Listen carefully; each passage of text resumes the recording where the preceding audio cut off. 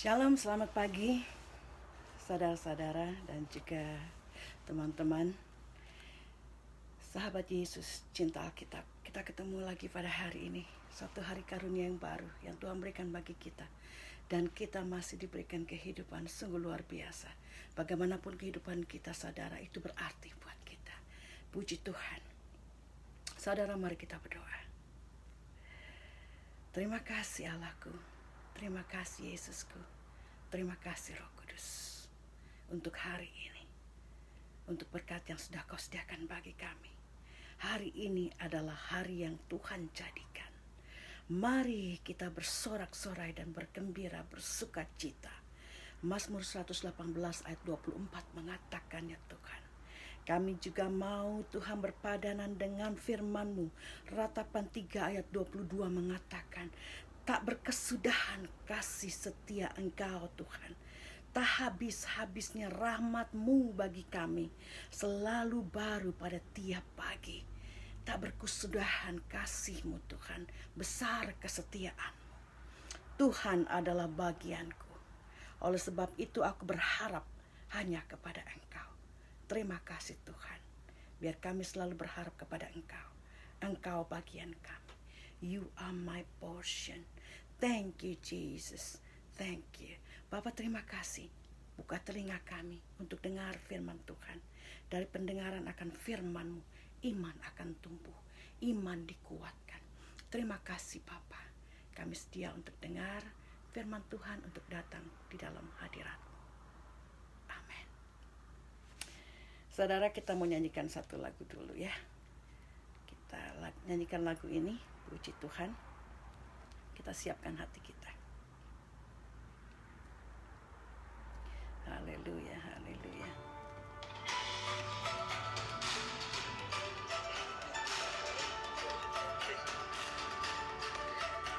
Ya, ada Ed sebentar. Oke.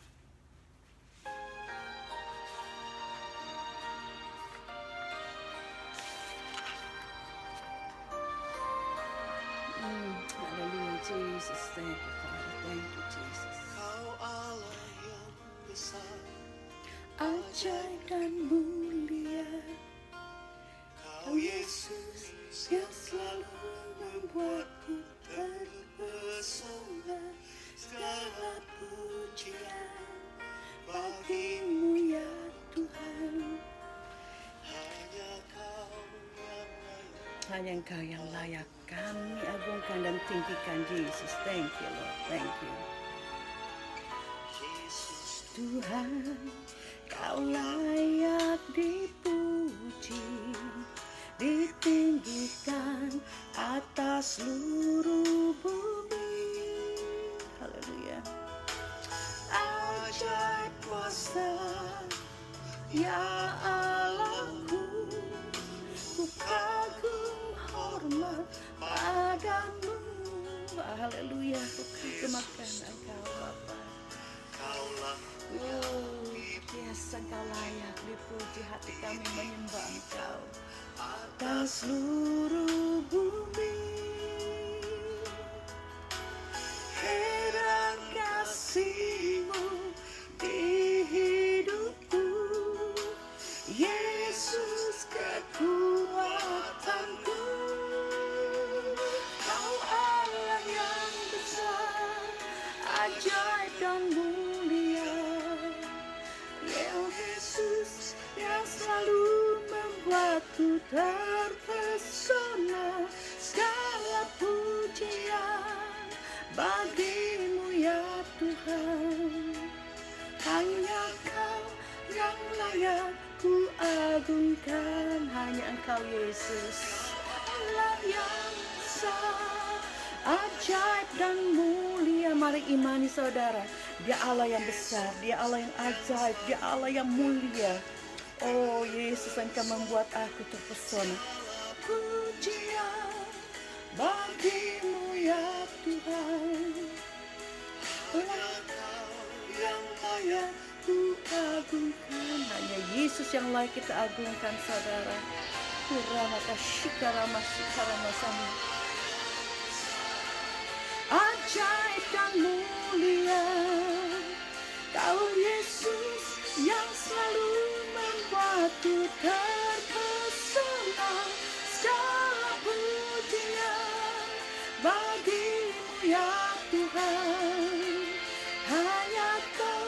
yang layak ku agungkan.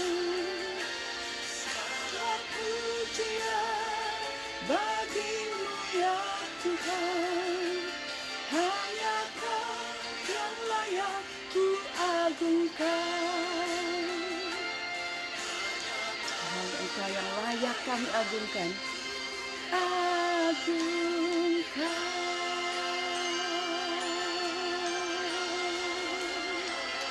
Puji Tuhan, puji Tuhan. Haleluya, haleluya. Puji Tuhan saudara, hanya Dia Allah kita yang layak kita agungkan. Dia Allah yang besar, yang ajaib, yang mulia. Ingat Bapa kita di sorga adalah Allah yang besar. Mari kita baca firman Tuhan. Pembacaan hari ini kita ambil dari Matius pasal 3 ayat 1 sampai 12 tentang Yohanes Pembaptis.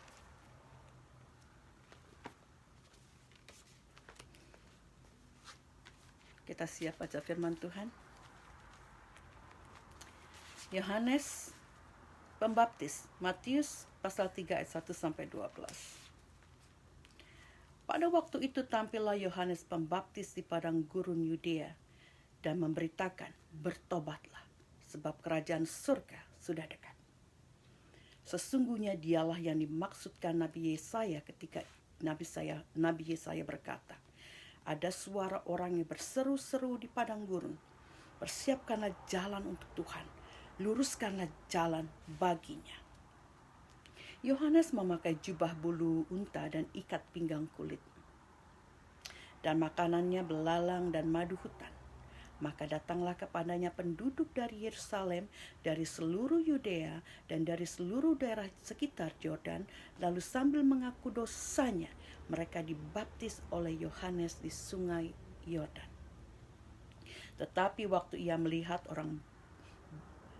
banyak orang Farisi dan orang Saduki datang untuk dibaptis, berkatalah ia kepada mereka, hai kamu keturunan ular bedudak, siapakah yang mengatakan kepada kamu bahwa kamu dapat melarikan diri dari murka yang akan datang? Jadi hasilkanlah buah yang sesuai dengan pertobatan. Dan janganlah mengira bahwa kamu dapat berkata dalam hatimu, Abraham adalah bapa kami. Karena aku berkata kepadamu, Allah dapat menjadikan anak-anak bagi Abraham dari batu-batu ini. Kapak sudah tersedia pada akar pohon, dan setiap pohon yang tidak menghasilkan buah yang baik pasti ditebang dan dibuang ke dalam api. Aku membaptis kamu dengan air sebagai tanda pertobatan, tetapi Ia yang datang kemudian daripadaku lebih berkuasa daripadaku, dan aku tidak layak melepaskan kasutnya. Ia akan membaptiskan kamu dengan Roh Kudus dan dengan api.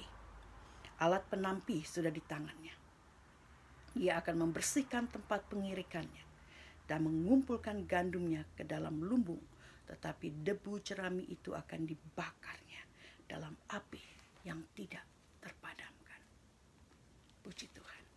Demikian firman Tuhan.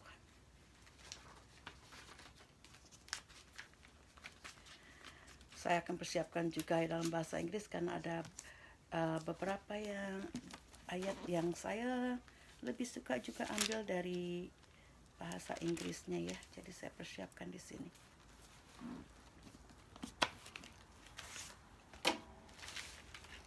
Saudara, kita baca pada ayat pertama. Pada ayat pertama dalam bahasa Inggris mengatakan in those days, ya, pada waktu itu dalam bahasa Indonesia. Ini berarti pada waktu itu adalah waktu ketika Tuhan Yesus tinggal di Nazaret. Ini the time during of Jesus residence in Nazaret. Jadi pada waktu itu bukan berarti waktu zaman Raja Herodes. Ya, pada waktu itu berarti zaman atau waktu ketika Yesus tinggal di Nazaret. Karena dia keluar dari Mesir dan tinggal di daerah ibunya, yaitu Nazaret. Kita tahu bahwa Yesus lahir pada masa pemerintahan Raja Herodes, ya. Kita sudah baca beberapa hari lalu. Kemudian anaknya Herodes, yaitu Archelaus, menggantikan bapaknya, tapi dia adalah seorang yang kejam juga, sama seperti bapaknya. Jadi pada waktu itu di sini dimaksud adalah bukannya waktu dalam pemerintahan Raja Herodes atau Archelaus anaknya yang menggantikannya, tetapi Yohanes Pembaptis berkhotbah di padang gurun Yudea waktu itu ketika Tuhan Yesus ada di Nazaret. Ayat kedua, Yohanes Pembaptis mengajak, dia memberitakan, dia mendorong manusia waktu itu untuk bertobat. Dia mengatakan kerajaan Allah atau kerajaan surga sudah dekat. Pesan Yohanes Pembaptis berfokus pada pertobatan dan tentang kedatangan kerajaan surga. Bertobat, saudara, berarti meninggalkan kehidupan atau gaya hidup yang berdosa, yang lama. Dan kita mengekspresikan penyesalan kita akan dosa-dosa kita. Jadi bukan cuma mengekspresikan, ya, mengaku dosa, Tuhan ampuni aku, bukan cuma itu. Setelah kita mengaku, kita melakukannya. Kita meninggalkan segala sesuatu yang tidak baik. Kita tinggalkan dosa itu. Ayat ketiga, Matius mengambil kalimat nubuatan Nabi Yesaya tentang Yohanes Pembaptis yang ada di Yesaya 40 ayat 3.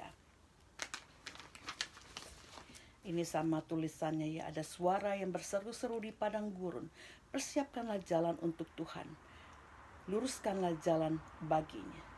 Dan Nabi Yesaya ini bicara soal Yohanes Pembaptis. Dia akan berseru-seru di padang gurun, mempersiapkan jalan baginya, jalan bagi Yesus. Jadi nubuatan Nabi Yesaya juga berbicara tentang Tuhan Yesus, bukan cuma tentang Yohanes. Ayat keempat, pakaian Yohanes sama dengan pakaian Elia orang Tisbe, ya. Karena dia memakai pakaian bulu dan juga ikat pinggang kulit. Kita baca di 2 Raja-Raja 1 ayat 8. 2 Raja-Raja 1 King. Praise the Lord, praise the Lord. 2 Raja-Raja 1.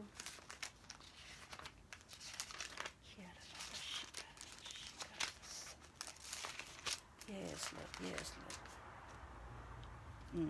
2 Raja-Raja 1 ayat 8 dikatakan, jawab mereka kepadanya, seorang yang memakai pakaian bulu dan ikat pinggang kulit terikat pada pinggangnya.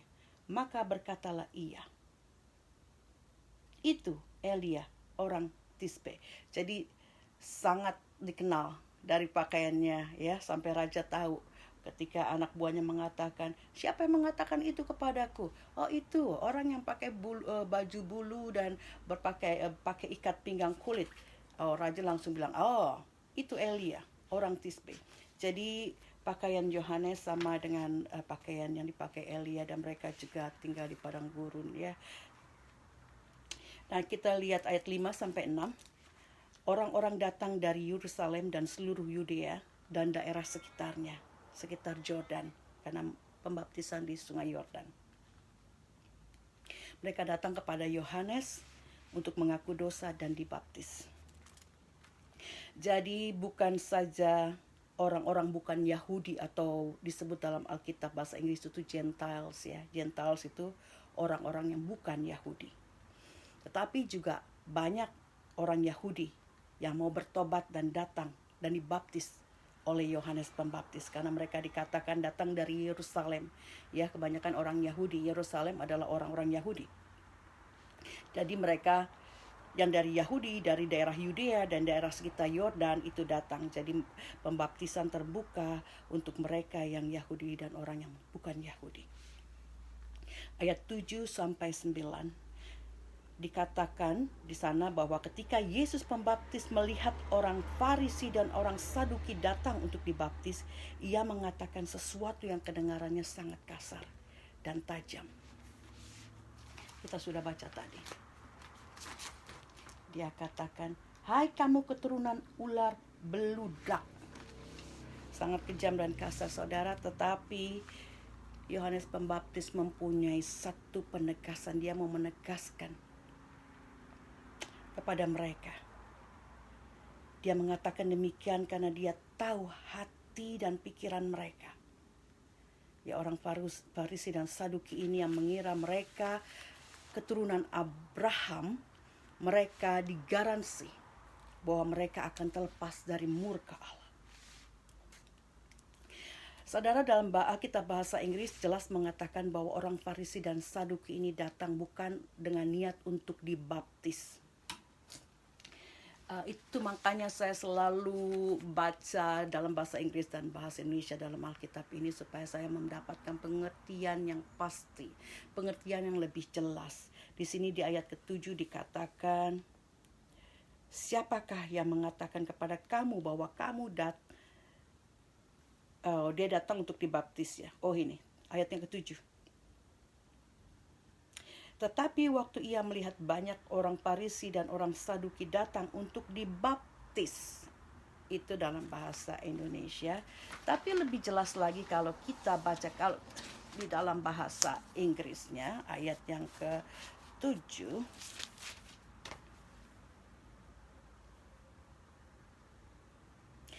But when he saw many of Pharisees and Sadducees coming to his baptism. Jelas sekali ya kalau di sini dikatakan bukan untuk dibaptis tapi datang ke tempat pembaptisan Yohanes di mana dia berada. Mereka tidak berniat untuk dibaptis. Mereka orang Saduki, biasanya mereka seperti mereka datang ketika Yesus melakukan segala sesuatu mukjizat, mereka datang hanya untuk mencari-cari kesalahan. Ya, mereka datang untuk me-attack. Biasanya begitu. Dan ini juga mereka datang, menurut Indonesia datang untuk dibaptis, tetapi ketika kita lihat lagi di Alkitab bahasa Inggris mengatakan they come to his baptism. Dia datang ke tempat Yohanes yang sedang membaptis, bukan untuk minta dibaptis. Jadi sekali lagi ditegaskan mereka datang ke tempat Yohanes Pembaptis melakukan pelayanannya atau pembaptisannya.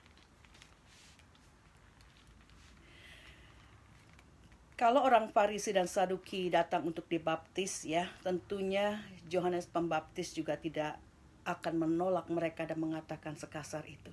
Dia pasti akan bersukacita, sangat bersukacita kalau orang-orang ini datang untuk dibaptis, orang Farisi dan Saduki. Karena dia akan tahu, Yohanes akan tahu bahwa ada pertobatan di hati mereka. Tapi sayangnya, seperti kemanapun mereka mengikuti Tuhan Yesus, bukan untuk belajar, bukan untuk mendengar dan melakukan apa yang Tuhan Yesus lakukan dan katakan, tapi mereka hanya untuk mencari-cari kesalahan. Begitu juga dia datang ke tempat pembaptisan Yohanes. Mereka tidak datang untuk dibaptis. Di sini kenapa kita lihat Yohanes menghardik mereka? Karena dia juga tahu hati orang-orang ini datang hanya untuk mencari-cari kesalahan. Alkitab dalam bahasa Inggris di New King James Version yang saya baca adalah translation bahasa Inggris yang paling diakui keakuratannya. Jadi saya selalu balik ke situ lagi ketika saya tidak mengerti kenapa Tuhan mereka datang untuk dibaptis. Kenapa harus dihardik sama Yohanes Pembaptis? Itu menjadikan pertanyaan di dalam benak saya. Jadi saya buka dalam bahasa Inggris. Kalau saya tidak mendapatkan dalam bahasa Inggris, saya akan cari lagi di Google untuk mendapatkan pengertian yang benar. Dan saya dapat di dalam bahasa Inggris dan juga di dalam catatan kakinya apa sebenarnya yang terjadi, mengapa Yohanes menghardik mereka.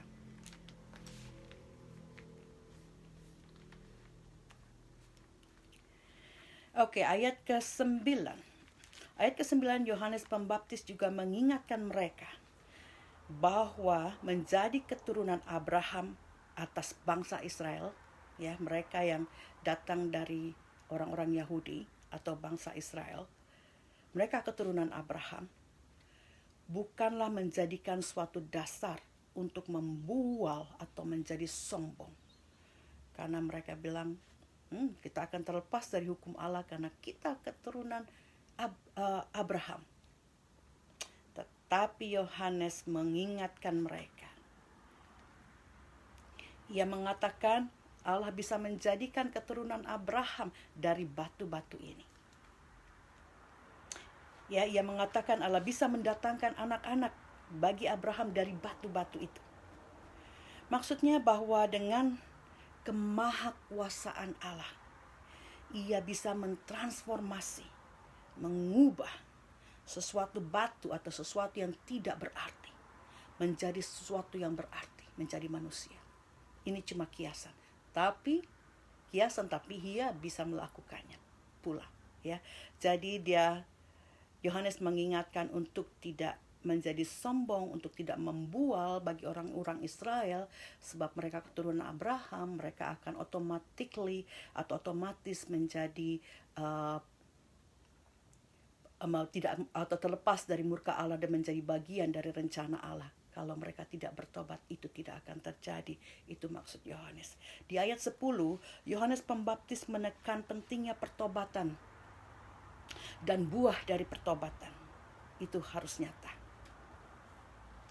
Karena kalau kita orang yang tidak berbuah, tidak menghasilkan perbuatan-perbuatan yang baik, tidak menghasilkan sesuatu yang mendatangkan damai sejahtera dan mengajak orang datang kepada Allah, dikatakan kampak sudah siap untuk menebang. Kampak sudah ada di akar pohon. Pohon yang tidak berbuah akan ditebas. Jadi kita harus hati-hati saudara, mari kita lakukan, kita bertobat. Tapi bukan cuma bertobat dan berhenti di situ. Kita harus melakukan perbuatan-perbuatan baik yang sesuai dengan pertobatan kita. Ayat 11, Yohanes Pembaptis mengatakan bahwa ia membaptis dengan air sebagai tanda pertobatan. Dan ia mengakui dengan kerendahan hatinya bahwa Yesus yang akan datang sesudah dia, ialah yang akan membaptiskan mereka, membaptiskan kita dengan roh dan api, dengan Roh Kudus yang mampu mengubahkan hati manusia dan yang akan menjadikan hati manusia suci melalui transformasi batin kita. Jadi pembaptisan air adalah untuk pengakuan dosa dan pertobatan. Dan Tuhan Yesus yang akan memberikan pembaptisan Roh Kudus dan api. Kita akan lihat lagi ya apa arti api di sini. Jadi Yohanes Pembaptis mengakui kedaulatan Tuhan Yesus.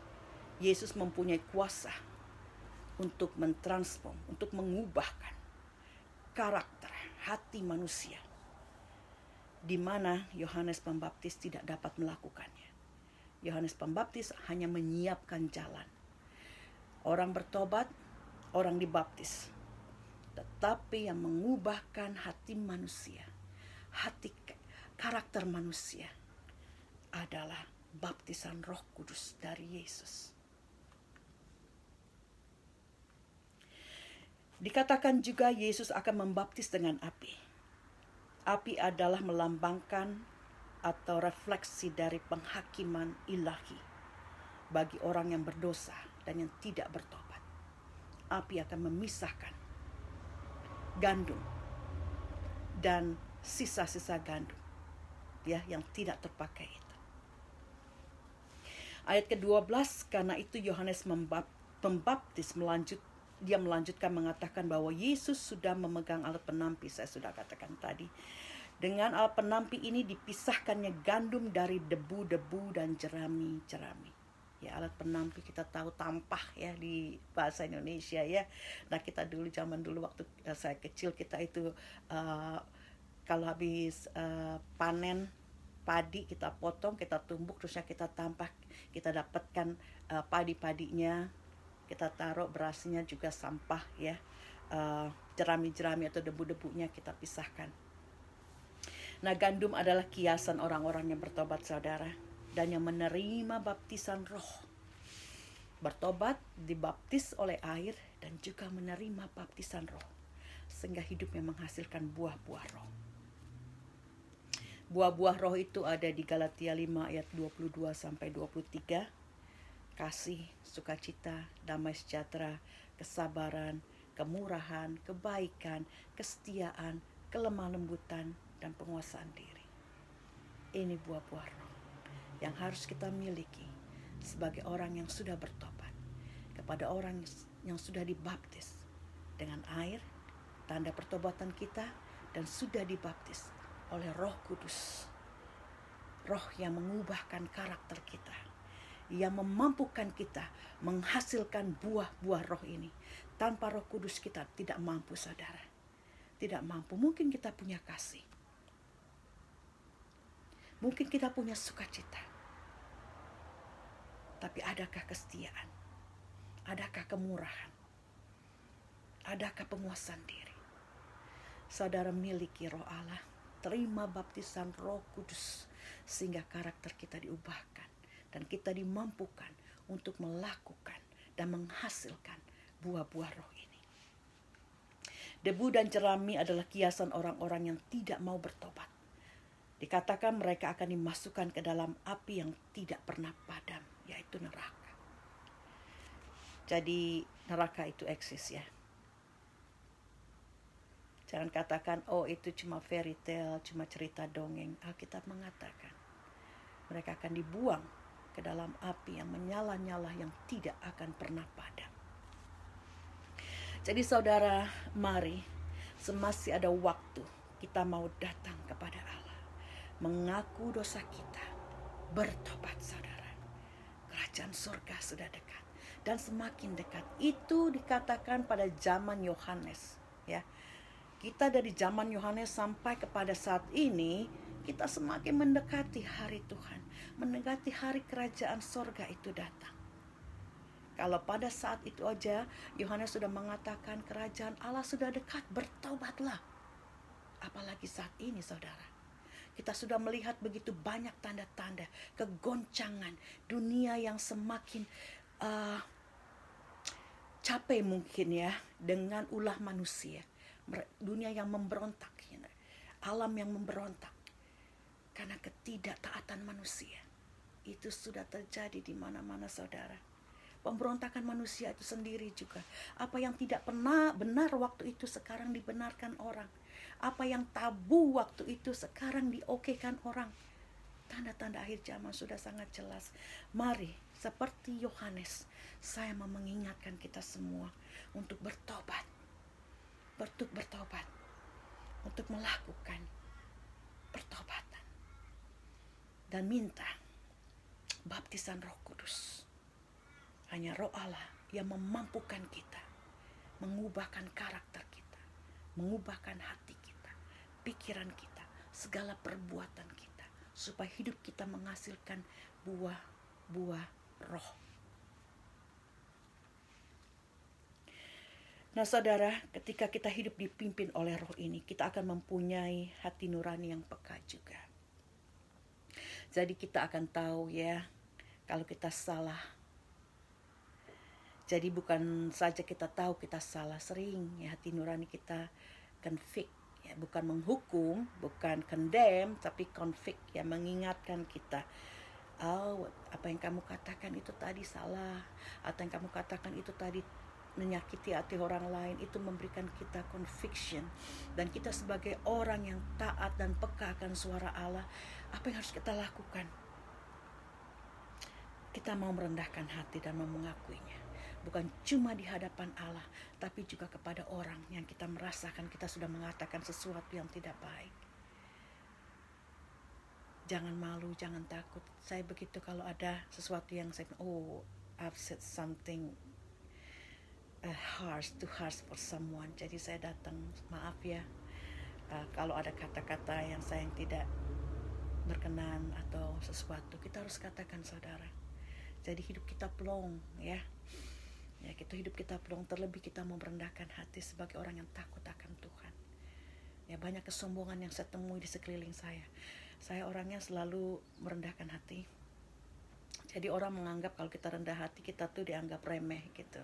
Jadi mereka sedikit angkuh kepada kita.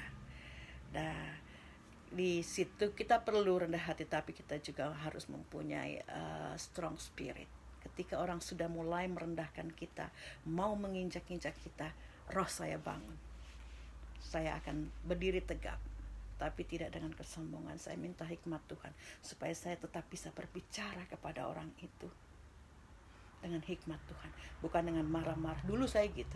Kalau saya diinjak-injak orang, terusnya sudah sabar beribu-ribu kali, tapi masih diinjak-injak. Kadang-kadang keluar juga ya emosi itu. Tapi sekarang saya berdiam diri. Saya berdoa, Tuhan kuatkan saya, beri hikmat bagi saya, supaya saya bisa berkata dengan baik. Saya bisa mengampuni dia. Nah, itu yang terjadi. Saya terus berkata dengan orang ini, dan puji Tuhan, ya, orang yang sudah hatinya mungkin saya tidak tahu membara sampai kata-katanya itu tidak baik keluar, saya bisa meredahkan. Perkataan yang lembut meredahkan amarah. Lakukan itu, saudara. Dan saudara, ketika saudara sudah bertobat, kalau engkau belum dibaptis ya, pergilah ke gereja di mana engkau berada, minta untuk dibaptis. Ini menandakan pertobatan engkau, memberikan satu kesaksian bahwa engkau sudah bertobat, bukan saja kepada orang lain tetapi juga kepada Allah. Jadi minta dibaptis kalau engkau belum dibaptis. Ini tanda penyerahan diri saudara untuk meninggalkan manusia lama saudara dan berjanji untuk hidup sebagai manusia yang baru. Dan ini perlu disaksikan ya. Perlu disaksikan, orang-orang lain melihat. Jadi kalau sudah dibaptis, saudara dibaptis, orang melihat tapi perbuatan saudara masih seperti manusia lama, orang-orang yang menjadi saksi boleh bisa memperkatakan, bukan menghakimi ya, tapi boleh mendekati saudara dan mengingatkan saudara. Itu perlunya kita ada kesaksian orang yang melihat ya ketika engkau dibaptis. Dan untuk saudara setelah dibaptis, saudara harus tetap bertumbuh dalam karakter yang sudah diubahkan. Untuk itu kita minta kepada Yesus untuk mencurahkan Roh Kudus-Nya. Kita minta baptisan Roh Kudus dari Yesus. Tidak cukup saudara, maksud saya tidak cukup hanya dengan baptisan air. Kita perlu baptisan Roh Kudus. Karena seperti saya bilang tadi, Yohanes Pembaptis, dia membaptis engkau dengan air sebagai tanda pertobatan. Tetapi Yohanes mengatakan dia yang akan datang setelah aku, yaitu Yesus Kristus, dia yang akan membaptis engkau dengan Roh Kudus-Nya. Jadi pendeta-pendeta, ya hamba-hamba Tuhan membaptis engkau dengan air sebagai tanda pertobatan saudara. Selanjutnya, saudara yang sudah dibaptis dengan air, saudara minta, kau adakan hubungan pribadi, minta kepada Tuhan Yesus untuk memberikan baptisan Roh Kudus kepada saudara. Baptisan Roh Kudus ini ada di dalam Alkitab saudara, seperti yang kita baca tadi dan juga banyak melalui Alkitab. Nanti kita akan sampai ke sana. Jadi baptisan Roh Kudus bukan suatu yang mengada-ada, atau banyak orang bilang, itu cuma ada di aliran Pantekosta, ada di aliran karismatik, di aliran revival dan sebagainya. Saudara, kita bicara firman Tuhan. Kita bukan bicara tentang denominasi maksud saya. Denominasi gereja tidak menyelamatkan kita. Denominasi gereja tidak menyelamatkan kita. Tetapi kebenaran firman Tuhan yang pasti menyelamatkan kita. Karena itu jangan tolak kebenaran firman Tuhan. Kalau firman Tuhan mengatakan baptisan roh itu kita perlukan. Karena baptisan air cuma sebagai tanda pertobatan. Tetapi baptisan roh ini yang akan membuat kita menjadi manusia yang baru. Yang mempunyai hati dan karakter yang baru. Yang bisa hidup untuk menghasilkan buah-buah roh. Mari kita lakukan. Kita minta. Jadi jangan bicara lagi soal denominasi. Gereja Protestan tidak melakukan, Beberapa gereja Katolik mereka tidak melakukan ini, cuman idenya orang-orang Pantekosta, orang-orang karismatik, orang-orang revival, ya. Tidak, saudara. Ini ada di Alkitab. Jadi lakukan apa yang Alkitab perintahkan kita untuk lakukan. Kalau engkau mau hidup penuh, whole, God make us whole. Jadi jangan ambil sedikit-sedikit. Apa yang cocok dengan saudara, saudara ambil. Yang tidak cocok, ditinggalkan. Maka itu saudara sangat perlu untuk membaca Alkitab. Kita akan mendapatkan hikmat-hikmat yang baru. Kita akan mendapatkan pengetahuan rohani yang baru. Puji Tuhan saudara.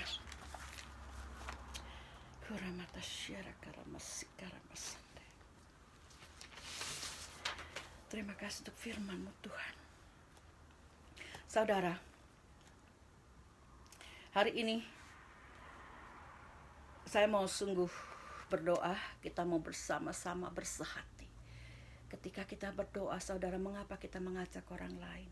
Firman Tuhan mengatakan, 1-2 orang meminta di dalam nama Tuhan Yesus, Dia akan dengar. Karena itu saudara, ketika engkau ada persoalan atau sesuatu, dan engkau tidak punya orang yang kau ajak berdoa, saudara boleh kirimkan kepada saya, kita sama-sama berdoa. Ya, atau ada seseorang lain di lingkungan saudara, berdoa bersama, bersehati. Get agreement for your prayer, ya. Agreement, persetujuan. Kita dalam berdoa itu sangat penting. Itu juga ketika saya berdoa untuk orang sakit, untuk orang yang meminta pekerjaan atau mengharapkan berkat Tuhan. Kita perlu agreement. Saya berdoa, saya mencurahkan berkat, saya memperkatakan berkat, dan saudara, tidak dengan sepenuh hati, tidak agree dengan apa yang saya katakan, tidak setuju, tidak sepakat dengan apa yang saya katakan, doa itu akan tidak sampai dan tidak akan terjadi. Tapi kalau saya berdoa dan saudara juga berdoa menerimanya, ya, ada kesepakatan, ada agreement, ada persetujuan di antara kita. Kita percaya Allah dengar dan Allah turun tangan. Karena itu kesepakatan sangat penting saudara. Kalau engkau mau mukjizat terjadi, kesehatan terjadi, harus ada kerendahan hati. Kesepakatan dengan orang yang mendoakan saudara memerlukan kerendahan hati. Sehingga saudara bisa buka hati, menerima apa yang didoakan oleh orang lain, dan saudara setuju dengan apa yang didoakan orang itu. Puji Tuhan. Mari saudara, saya mau bagi saudara saat ini yang belum bertobat, yang mungkin juga belum kenal Tuhan Yesus, atau kenal namanya tapi tidak tahu sungguh-sungguh, belum kenal secara pribadi. Mari saudara, saya katakan perkataan ini dan saudara ikuti saya. Saudara ikuti saya untuk saudara yang mau bertobat atau yang mau mengenal Tuhan Yesus. Bapa kami yang di sorga, dimuliakanlah namamu. Datanglah kerajaanmu. Jadilah kehendakmu. Aku datang mengaku dosaku. Aku percaya Tuhan Yesus sudah mati bagiku dan menghapus segala dosaku. Sekarang aku mau hidup seturut dengan firman-Mu. Aku undang Tuhan Yesus dan Roh Kudus-Nya untuk masuk dalam hatiku, dalam hidupku. Aku mau mengaku dengan lidahku bahwa Yesus adalah Tuhan dan Juru Selamatku. Di dalam nama Tuhan Yesus, aku berdoa. Amin. Ini doa untuk kalian yang belum kenal Tuhan Yesus atau mau masuk dalam pertobatan. Mari kita tutup dengan doa saudara.